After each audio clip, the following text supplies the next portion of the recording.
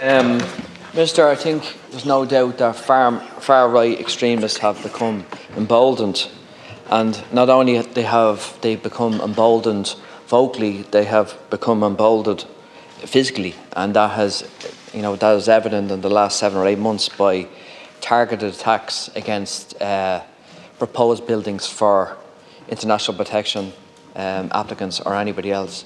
And it's incredible to think that buildings that are maybe designated for the basics of shelter for any human being, that another human being feels that in order for them not to be there, they have to set it on fire. I never thought I would actually see that in this country, but that's the reality. And these people are very motivated, and let's call them what they are. They're a tiny fraction of our society that are fascists, and they're ideologues of fascism. And this is how fascists kind of work. They sow hatred, they sow division, and they do extreme acts. And they conjure the poison of racism and division. And they kind of play to people's fears and sometimes prejudice. And sometimes they're quite good at that. But thankfully, the vast majority of people in this country and other countries around the world have rejected these ideas.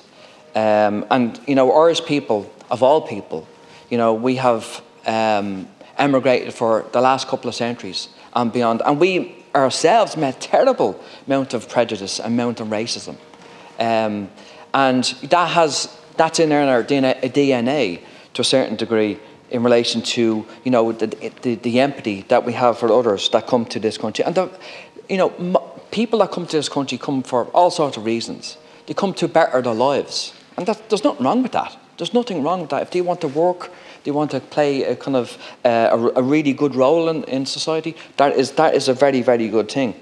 So it's important that we stand up to this kind of poison, and I think the organised labour movement has a huge kind of part to play in this. There's a big protest this Saturday at 1:30 in the city centre. It's about people coming together to stand together in relation to the attacks that's been happening, the 1,000 people that are on our streets in relation to have no shelter at all. They're living on the streets, which is unbelievable, really. We are a country that's very, very wealthy, and we can't even provide them with, something, a shelter in relation to being kept dry and warmed, and that's quite incredible. And just on the positive aspects of immigration, and this has touched every village and town in Ireland, and I'm very proud that I'm from this country, that people from this country have welcomed people.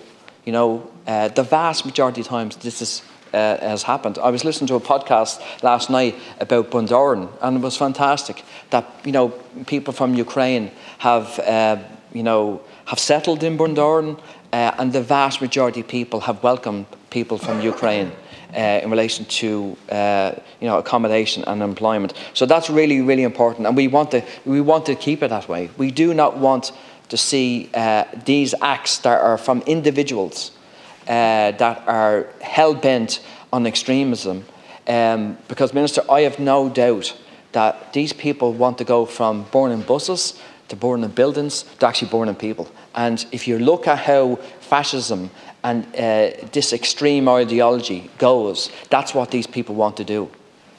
They want to cause division, they want to cause hatred, they want to cause fear, but they do also want to kill people. And there's no doubt about that. And we have to prevent them doing that. And by doing that, we have to marginalise these people in our communities, in our workplaces, anywhere that this kind of absolute filth kind of arises itself. And it's important, everybody, regardless of what your political affiliation is, stands together against this fascist threat, not only in Ireland, but across the world.